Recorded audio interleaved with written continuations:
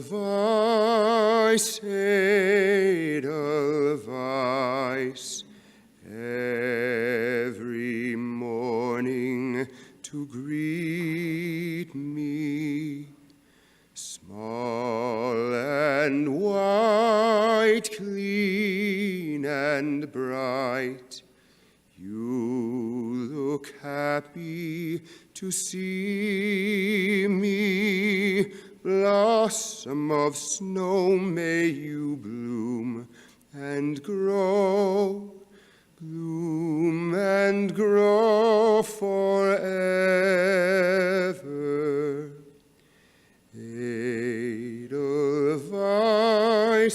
Edelweiss, bless my homeland forever.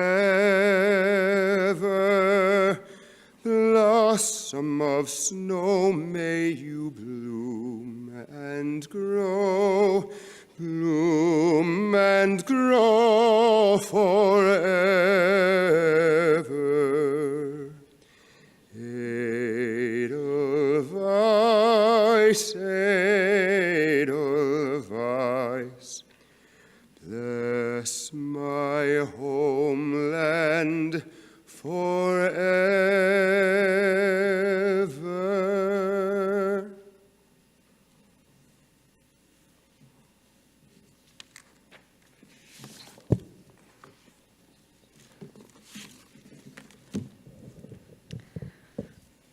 I want to welcome everyone and thank you for being here today as we remember the incredible life of Agnete Cohen, also known to many as Nete or Mom, Mormor, Farmor, Alamor, or other Danish names that I'm probably mispronouncing.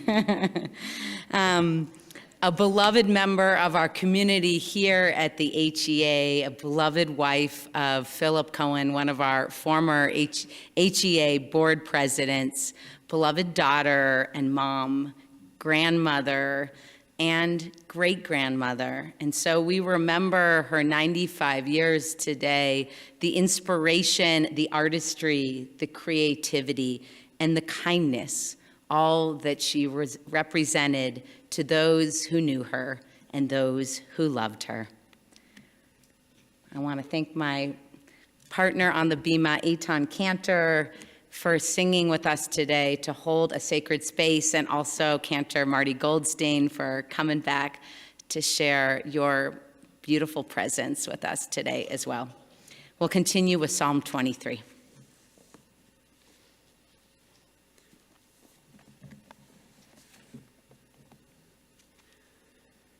Adonai roi lo echsar, binot sheyarbitzeni, al mei menuchot yenaleni.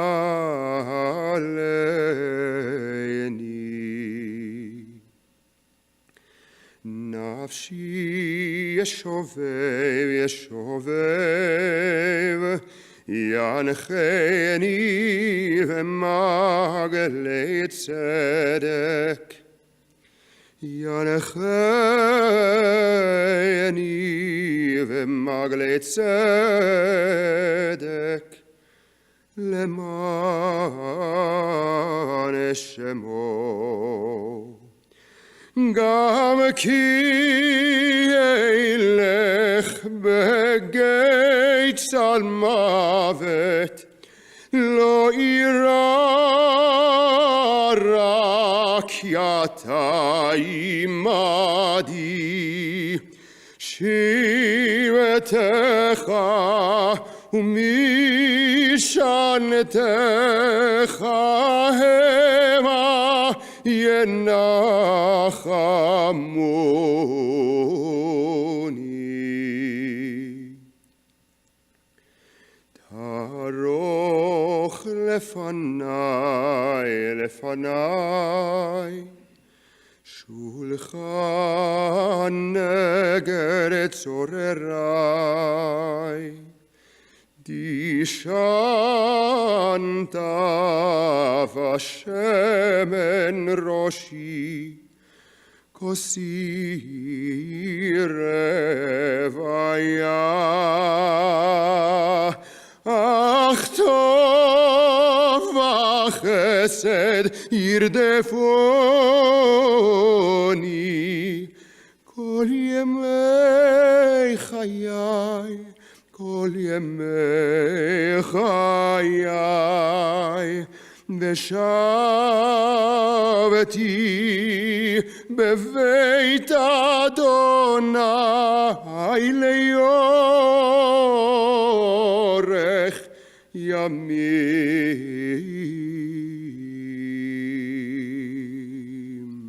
אדוני רואי לא אחסר, אדוני רואי לא אחסר.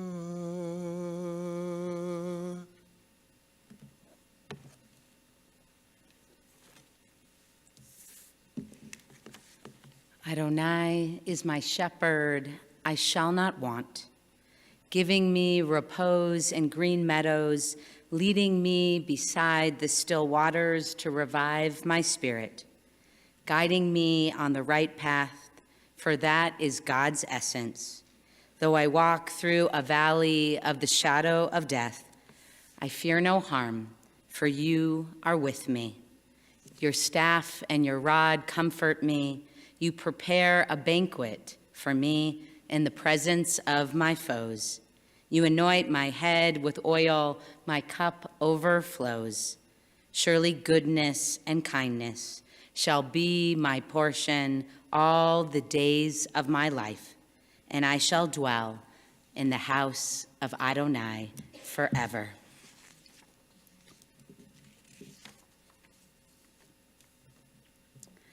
Since the destruction of the Second Temple, our altar has become our table. Yes, our dining room tables have become sacred centers of gathering to nourish one another and forge meaningful connections at once with humans and with God. Rabbi Yochanan and Rabbi Reish Lakish in 3rd century Palestine even conceived one's table at home to be a locus for reconciliation and betterment of the world.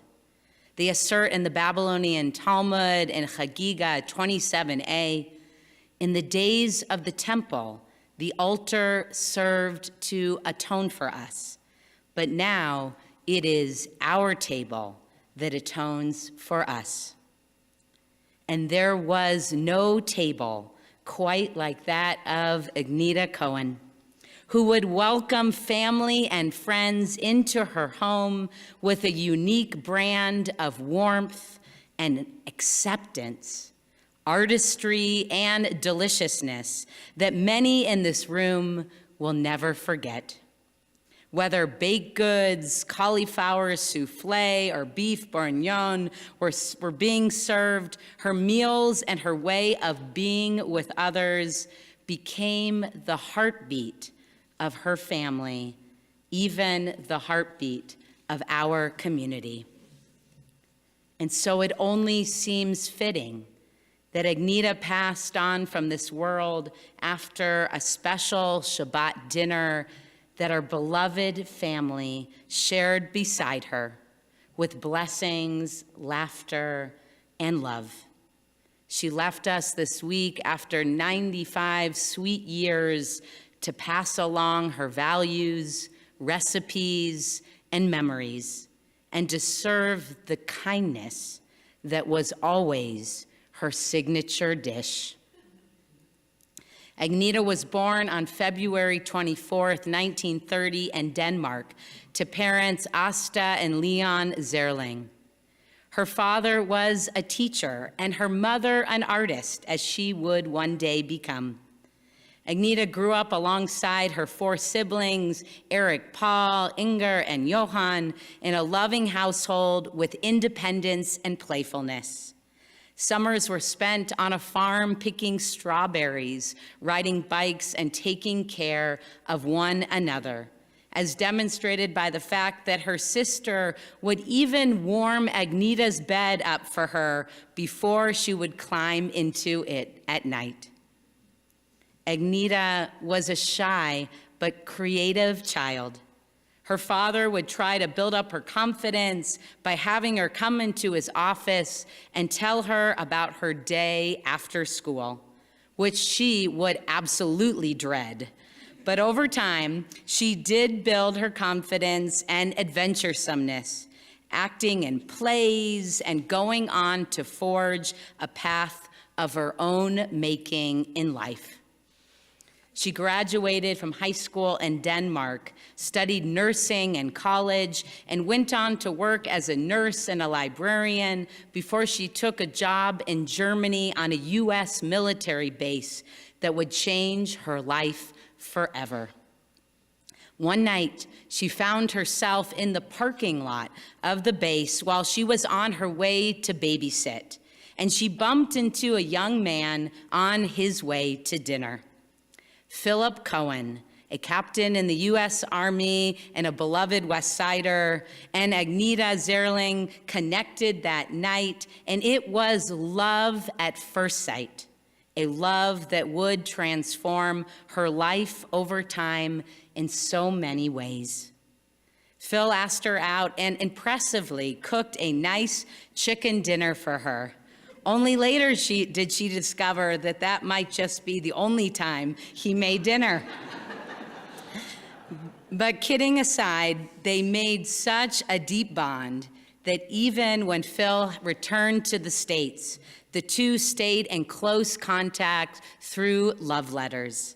Agnete went back to Denmark and chose a Jewish path, working closely with a local rabbi to learn more about Jewish traditions and become Jewish. What did her Danish parents think of all this Jewish stuff? Her father, Leon, would later say, "Judaism is great, but what's all this nonsense about the food?"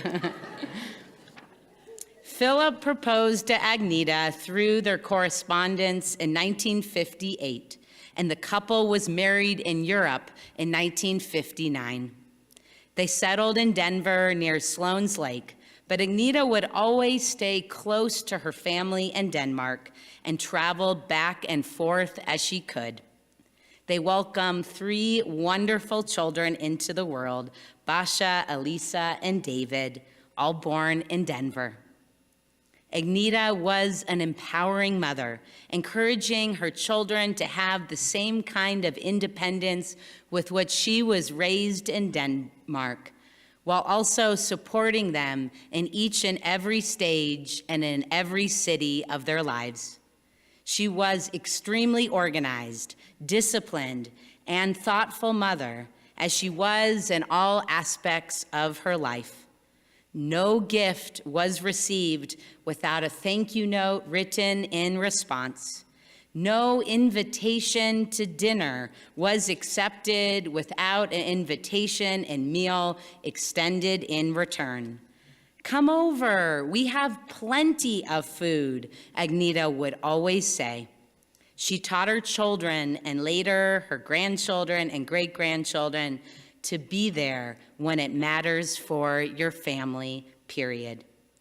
The Cohen's home was one filled with love and laughter, stimulating conversation, creativity, and connections.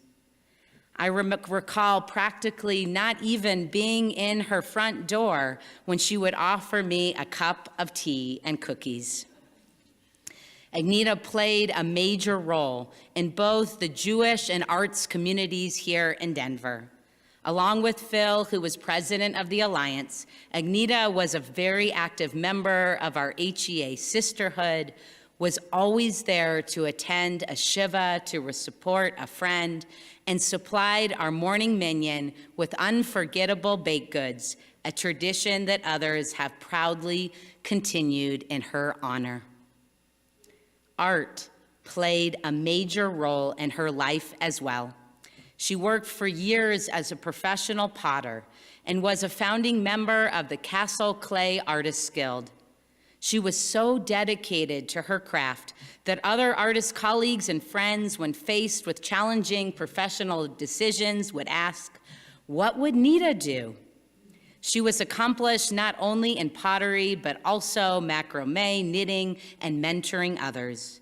Agnete would work hard filling the kiln in the studio and then still be home in time to serve a homemade healthy dinner to her family and anyone else who showed up too. She enjoyed life, traveling with Philip, skiing and hosting. Agnete and Phil even moved to Israel for a couple of years where he taught at Hadassah Hospital and they explored the country. But their desire, especially hers, to spend time with her grandchildren drew Agnete back home here to Denver. She was always loyal to her family and community and saw the very best in others. Many viewed Agnete as a close confidant, one of the most supportive and accepting people they have ever known. Moreover, many organizations could rely on support from her and Phil, including those already mentioned, as well as the Denver Rescue Mission, ACLU, the Southern Poverty Law Center, Holocaust Museum, and Yad LaKashish, or Lifeline for the Old Center for Seniors in Israel. She formed deep bonds with Phil's caregivers who would stay to support her as well. Agnete was heartbroken when her Philip passed away 5 years ago. She held on tight to the memory of her beloved husband while she kept on living, loving, and being the matriarch of her family, closely supported by her loving children. There is some measure of comfort today, knowing that she and Phil are to be reunited, sitting around a table, sharing a happy hour in heaven. May Agnete Cohen's memory, teachings, and the beauty she brought into this world be a source of enduring blessing to her family and to all who loved her. May she now rest in peace. May God bring comfort to those who mourn, and let us say, Amen. It's now my honor to welcome up her children, Basha, Elisa, along with Peter and David.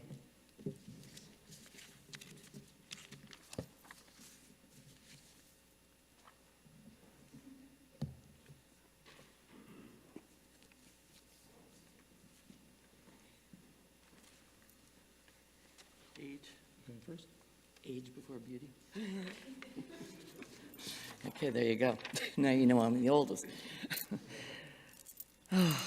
Thank you guys all for being here today. It's pretty surreal. Mom would have hated all of the chaos going on right now, but she would be flying like the wind to help make sure that everything was just so, even as she rolled her eyes. She was lucky enough to have so many friends come by in the last week of her life. She always said, people should say all of the nice stuff so you can hear it before you are dead. And that they did. She was adored by everyone and made a huge impact on anyone that she touched in this world. Her best friend, Mary Washington, who's sitting right here, for over 60 years, is here with us today, and we're so grateful for her love. My husband, Jim, he would duke it out with my mom at Friendship Bench in Jefferson Park, and they also became besties. My daughter Shayna was one of Mom's greatest fans. She followed her around with a video camera like Cecil B. DeMille, interviewing her about her entire life in great detail. Everything from how she and her sister spied through the dune grasses as the German soldiers frolicked naked on the beach when they invaded Denmark during the war, to how she met Saba in Munich and what they ate, drank, wore, and how they danced the night away, to cooking with Mormor and learning how to make her famous potato leek soup.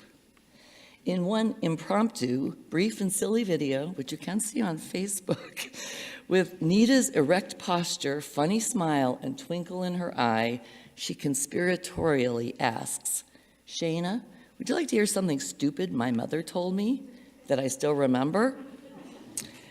Mr. and Mrs. Brooks were walking out one Sunday. Says Mrs. Brooks to Mr. Brooks, "Tomorrow will be Monday." This is one Monday that I wish would have never come. Oh. My sweet mama was fierce. She was a Viking through and through. I often called her Thor because she was strong like ox. Strong in spirit, strong in physical strength, strong in creativity, strong in love and friendships, and strong in wisdom. When her body wasn't as strong, she hated it, and I felt every second of her pain like it was my own. But she always put on a stoic smile and kept on pushing through. Mom was gloriously beautiful when she was young. She looked like Audrey Hepburn. She was equally beautiful when she was old. It was a natural beauty that shone through brightly. She was a light that illuminated every room and person in it. Everyone described her as a best friend and felt like they were the only ones there when she was with them. She had the gift of being present, present for her family, present for her friends, present for her grandchildren, Jessica, Mariasha, Zaya, and Shayna, and present for her great-grandchildren, Enzo and Ripley here in Denver, Tyla and Aiden in England, and Cordelia in New York. They all called her Alamor and loved her fiercely. Having a Jewish funeral, it's kind of intense. The speed that it happens and the suddenness of her loss tosses you into a whirling dervish of photos, songs, letters, Facebook posts, and memories, with no seconds left to untangle and to still almost 96 years of life. But the heartbeat of her life was her indomitable free spirit, creativity, and the independence that she gave to me, Elisa, and David. She and Dad traveled the world to meet me during my fashion days, from LA to Chicago to New York to Paris to London and Italy. There were meetups in Denmark, Israel, Hawaii, Mexico, Vail, Pittsburgh, and Washington State along the way. All of them were punctuated with skol and l'chaim as we clinked glasses in our cherished happy hours. When I moved back to Denver, over my dead body, from New York with baby Shayna and Jim in tow, it was the best decision of our lives. I never believed I would live directly across the street from Mom and Dad in the house I grew up in, but the shtetl beckoned, and life on Raleigh Street with our neighbors of over 50 years and Elisa and Peter up the street brought a deeper sense of family and belonging. We continued to travel together in more local ways, from La Cosanita to the Mai Tai Cafe, from our beloved Martinez family gatherings to high tea at the Brown Palace with Paul and Diane, to Passover and our weekly Shabbos dinners with our whole family. We called it Ocean's 11 as we set the table and counted over and over and over again. Is it 10? Is it 11? Is it 12? It was always Ocean's 11. Our cousins, Marla, Sarah, and Michael, who all are here today, my other daughters, Michelle and Kristen, my BFF, Marilyn, and so many others in this room today broke bread or matzah with us. And of course, as the poster children for Little Man Ice Cream, Mom and Dad were spotted in their swag at every grand opening, swing nights, and just for a scoop of something sweet to end their day. Little did I know that I would end up moving back into their home for the last 6 years, taking care of Dad and later Mom. She and I often slept together, and she would go to sleep holding my hand saying, "Good night, little sister." Or wake up saying, "Good morning, Penny." That was my dad's name. I'll miss those tender moments and our morning ritual of Starbucks together.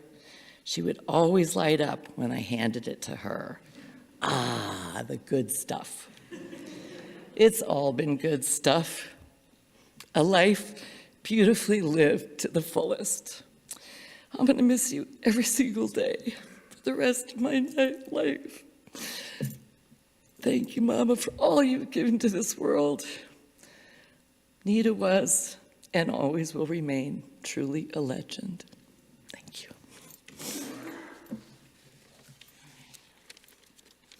Oh, mine's not flat. This is bad news. All right. As you all know, my mother was beautiful, strong, creative, kind, supportive, and a funny person. She was the best mom a child could ever have. About 10 years ago, we decided to help our parents age in place. To do this, first Peter and I, we moved into their home, and then we hired a team of incredible helpers. Basha moved in after we moved out. We could not have done this without Martha, Paige, Yvonne, Anna, Yesenia, Maria, and Sue.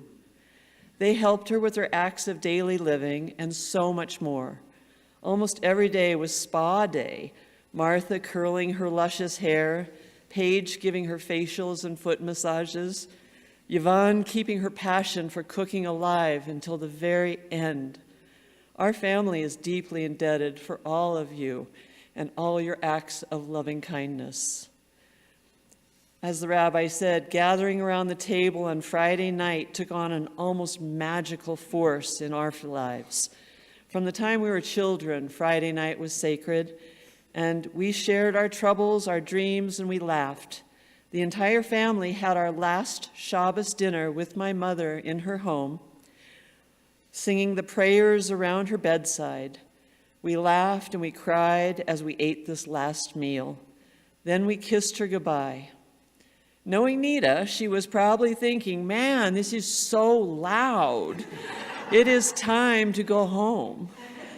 Oh, there are so many stories to tell, and it would give us all great comfort if you could come for Shiva and share your memories of my mother. And as we have all heard, mother-in-laws can be challenging, but my mom had a better way. And now her son-in-law of 33 years, my husband Peter, will share his perspective. Is that okay? Yeah. All right. Nete would be exasperated with us today, weeping and grieving over her passing.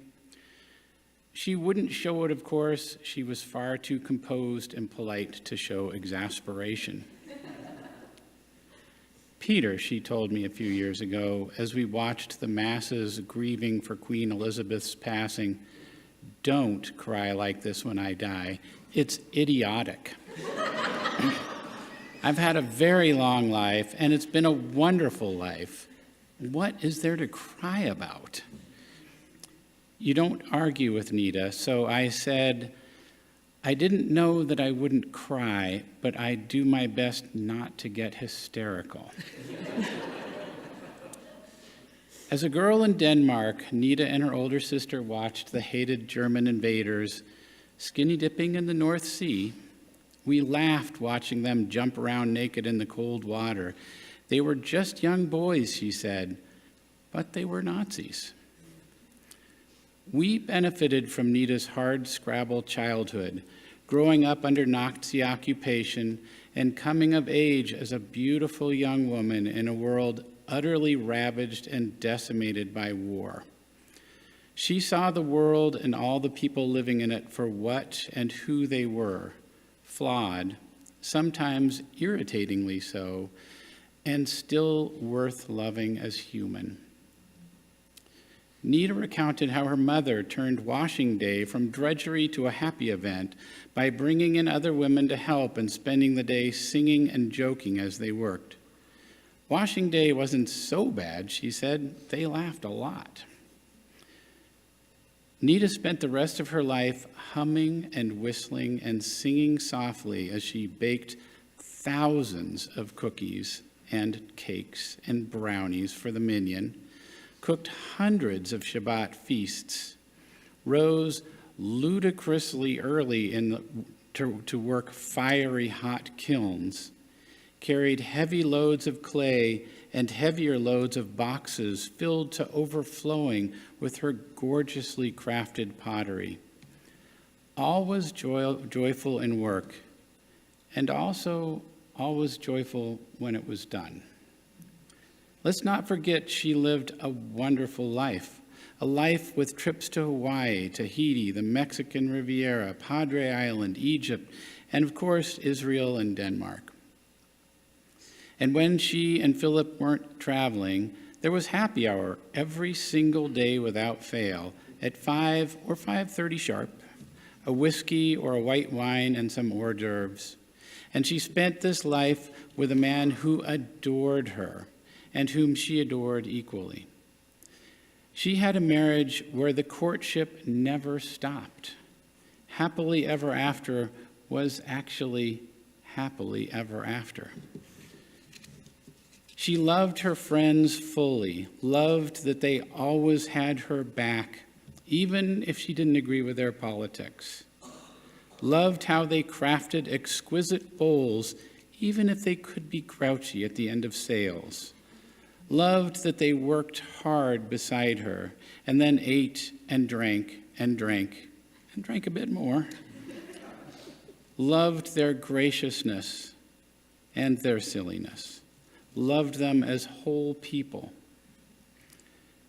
She loved her family the same way, loved their incredible work ethic, even as she stepped her way gingerly over passed-out party revelers. Loved their over-the-top lifestyle, even as she worried about their health. Loved their passionate dedication, even as she struggled to understand the directions these passions took. Vegans don't eat fish? This is so confusing. She was there for all of us always, a calm, elegantly beautiful presence, offering a Swedish cookie or a glass of white wine, sometimes both, and reassuring us that life and the world we live in is full of joy and laughter, even in the hardest of times. She maintained her graceful composure and comforting compassion to the very last moment. "I think I'm having a stroke," she told Elisa a week ago. "But don't worry, that's how my mother died. It'll be okay."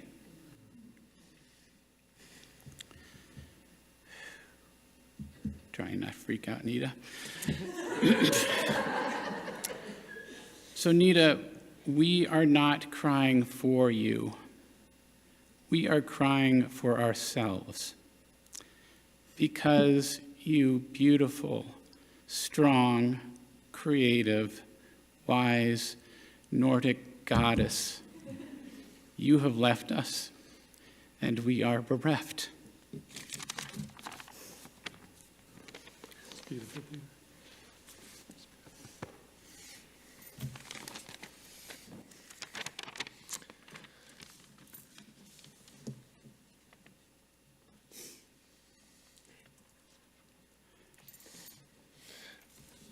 I recently sat in my family home at the breakfast table where I have literally eaten thousands of meals. I watched the sunrise that morning from the kitchen window. The sky was filled with beautiful shades of pink and red and orange. And I had read a post that morning about embers and about how some people are more like embers than they are bonfires. That was my mother.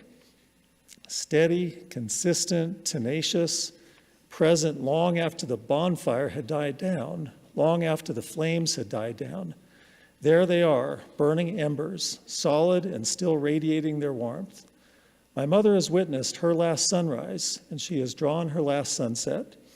She lived a beautiful life. She raised 3 children. She watched those children have children of their own.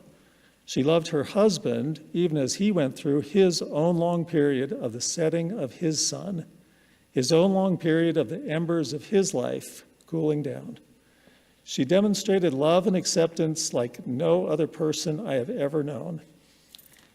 We watched the sunset of Agnete's life as the sun dropped down beneath the horizon. We watched her embers as the flames died down, and we are left to bask in the warm glow of her soul. Her spirit lives deep within each of us. Her embers burn and glow and will keep all of us warm long after the embers of her life are no longer visible on the outside and only held deep within our hearts.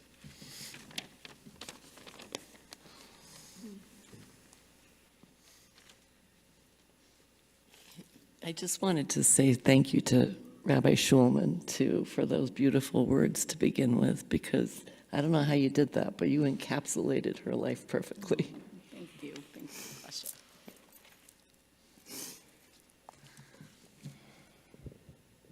What beautiful words from her children. We now have an opportunity to hear from her grandchildren. They have a few words and a song that they'd like to share. So we welcome up Jessica, Mariasha, Zaya, and Shayna. Come on up.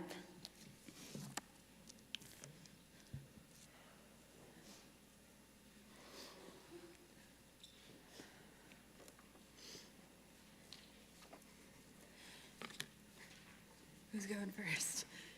We doing birth order also? I'll do it. I'll go. Thank you all for being here. This is not fun at all. This really sucks so bad, but I grew up knowing love. From the moment I was born, I was embraced and encompassed in a family that places love and joy above anything else. And I got to experience that blessing because my parents and my family, they learned how to love from Nete. There have been so many, and there will be so many stories of how kind, how accepting, how generous and genuine my grandmother was, and it's all true. But the one most important thing she taught me was how to love. You love with your whole heart, unapologetically and unafraid. She came to this country because of love. She poured her love into her husband, her children, her grandchildren, and her great-grandchildren. She poured her love into her life and her friends, and into everyone she felt needed just a little extra. She had an unending well of love, because no matter how much she gave, there was always more in her heart for whoever needed it. Her love is something I will hold on to and learn from for the rest of my life. It will guide me in my own relationships with my husband, my children, my friends and family, and with strangers who just need to feel the warmth of what real, genuine kindness feels like. Nete taught me how to love, and because of that, people the world over, for generations to come, will feel the warmth of what Agnete Cohen created.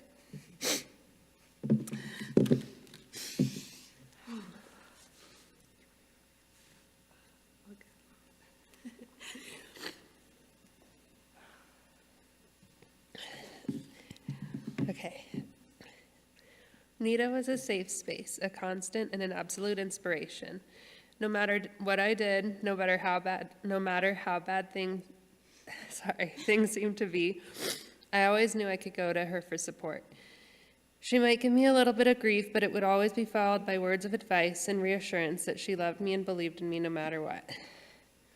She showed up to every single recital, school play, and graduation. She proudly wore every crochet creation I made her. She took care of me when I was sick and took me to appointments when I swallowed my spacers. She let me cry on her shoulder and was always on my side. She took care of us even when it was her time to be taken care of. A few years ago, Abram and I went over to make her dinner and spend the night in case she fell. She immediately started asking us if we wanted anything to eat or drink, and later walked up the stairs and all around the house without a walker, without a cane, without anything, just to make sure we had sheets and towels and were comfortable. Taking care of people she loved was so much a part of her that even into her 90s, she made sure that if you were in her house, you were taken care of. Nete brought us together every week with delicious dinners, beautiful table sets, and roaring conversations. Everyone was always welcome and always left full. She created such a warm and welcoming home, and I cannot thank her enough for showing us how to be loyal, loving, and strong, and reminding us to have a lot of fun along the way.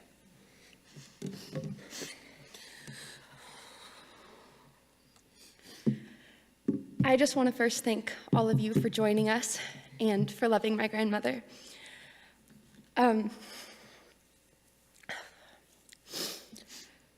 My grandmother loved many things: licorice and long walks, happy hours, and hosting. But most of all, she loved her family. When I was growing up, my grandmother would say a poem to me every time I saw her. She'd say, "I love you in the morning, I love you in the night. I love you every day when the sun is shining bright." This year, we added on to the poem since I've been living in New York. We'd finish by saying, "I love you when you're here, and I love you when you're out of sight." That last line has been echoing in my head for days, because more and more, I truly loved you when you were here, and I will love you forever, even if you're out of sight.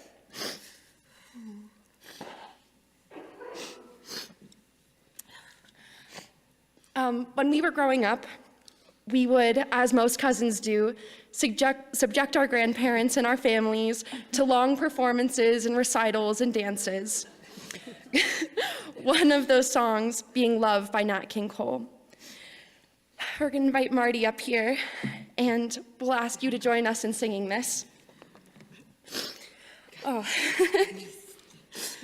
Really awesome. Just say a few words. Please do. I want to say just a few words about my good friend. I've told this story before. When I first came to Denver when I was 35, one of the first people to greet me were Philip and Agnete.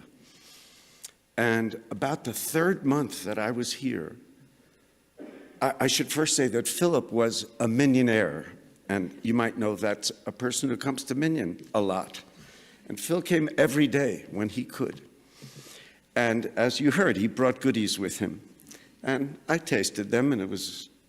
But starting around the third month, on Rosh Chodesh, which is the new moon, and it was a special day because we sang Hallel prayers, and we read from the Torah. And Philip was our Cohen Gadol.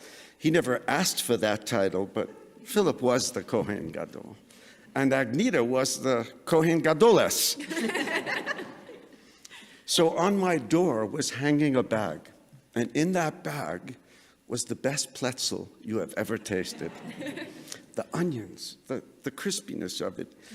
And literally every month for the next at least 20 years, on Rosh Chodesh, there was a bag hanging from my door.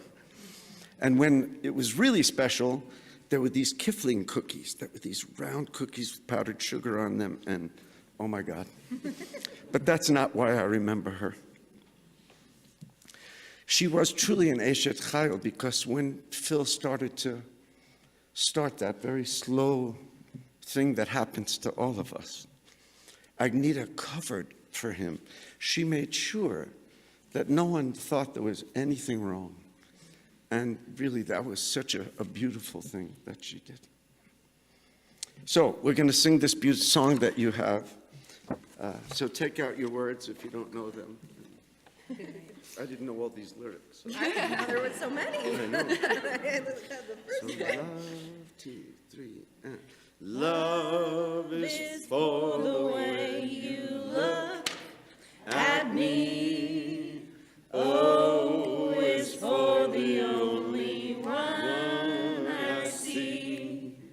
V is very, very extraordinary. E is even more than anyone that you adore and love. Love is all that I can give to you. Love is more than just a game for two. Two in love can make it. Take my heart, but please don't break it. Love was made for me and you. Love is for the way you look at me. O is for the only one I see. V is very, very extraordinary. E is even more than anyone that you adore and love. Is all that I can give to you. Love is more than just a game for two. Two in love can make it. Take my heart, but please don't break it. Love was made for me and you. Love was made for me and you. Love was made for me and you. Thank you, guys. Thank you. Thank you.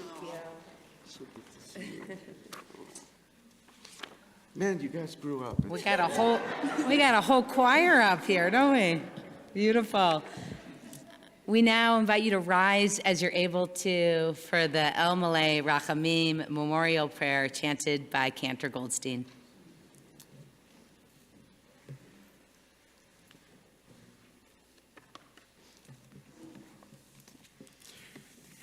Her Hebrew name was as simple as she was, not simple, but just Chana. El Malay Rachamim Shochen B'miromim Hametzeh menucha nechonai tachat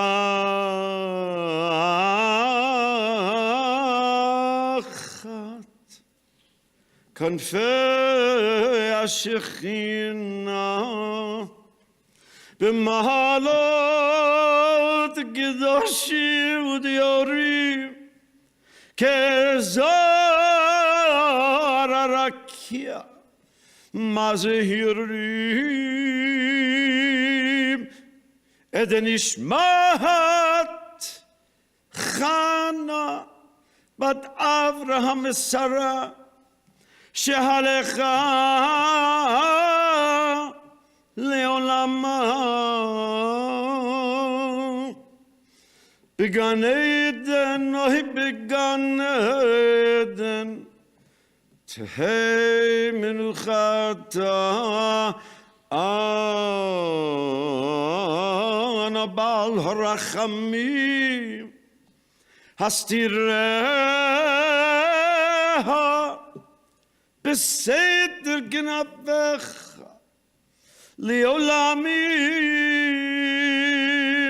b'tzror achayim et nishmata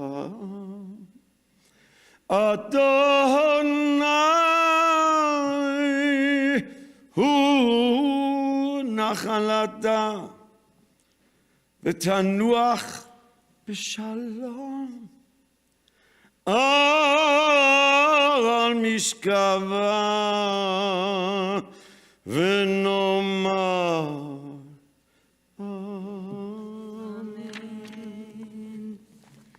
El Malay, Rachamim, exalted, compassionate God, grant infinite rest in your sheltering presence among the holy and the pure to the soul of Agnete Cohen, who has gone to her eternal home. Merciful One, we ask that our loved one find perfect peace in your eternal embrace. May her soul be bound up in the bond of life. May she rest in peace. And let us say, Amen. You may be seated. We invite up Eitan to join Cantor Marty. And praying Oseh Shalom on Friday, Agnete was on her way out of this world and was having a hard time breathing.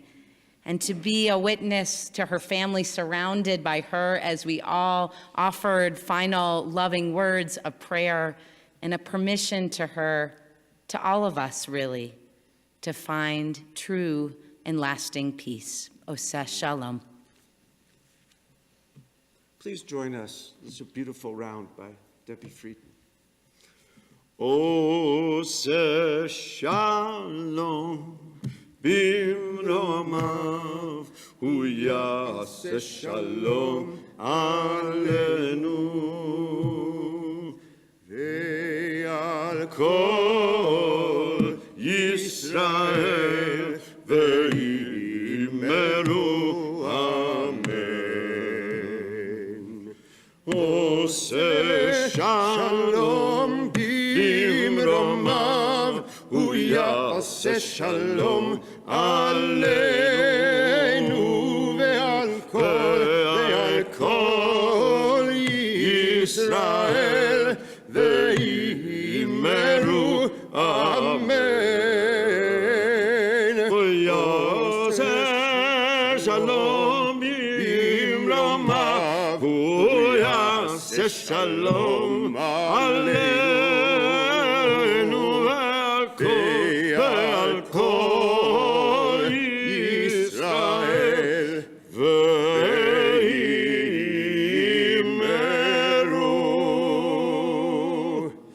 amen.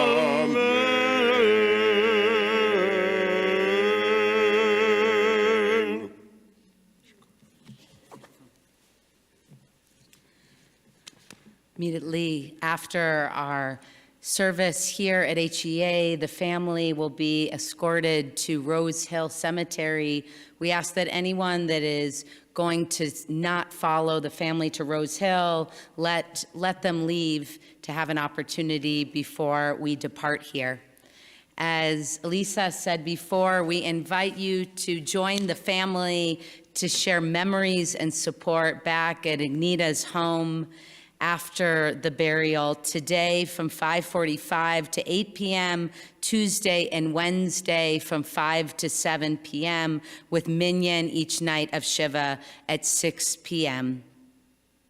We began tonight, this afternoon, with the Edelweiss, a song from The Sound of Music. One thing Agnete and I had in common is we were both huge fans of The Sound of Music. But we're going to conclude our service today with a song that you generally will not hear in this room or Jewish funerals. But if you were to be in Denmark, you probably would be singing along to the words, Se nu stiger solen, lo, the sun is rising out of the sea. A popular funeral hymn written by none less than Agnete's grandfather, Jacob Knudsen, who wrote these words that have become a source of comfort, just as she was for so many in her way that he offered into this world. So at this time, we invite the pallbearers to come forward as we hear these words of her grandfather, timeless words that also offer comfort to us at this time.